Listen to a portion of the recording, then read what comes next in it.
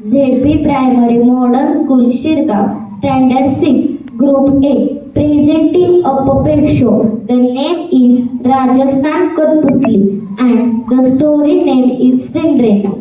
Once upon a time, a kind and gentle girl named Cinderella lived with her weak stepmother and stepsisters.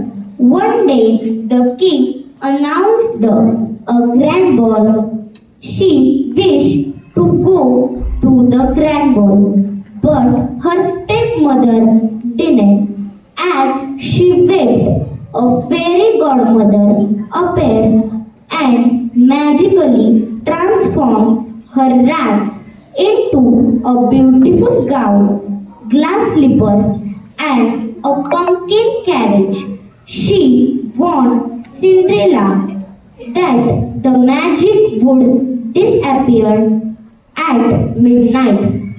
At the ball, she was so stunning that the prince fell in love with her. As the clock near midnight, she suddenly fled, losing one of her glass slippers. The prince searched the kingdom for the honor of the slipper, determined to find his true love. When the royal messengers arrived at Cinderella's house, she tried it on and it fit perfectly, revealing her married the prince and live happily even after. Thank you.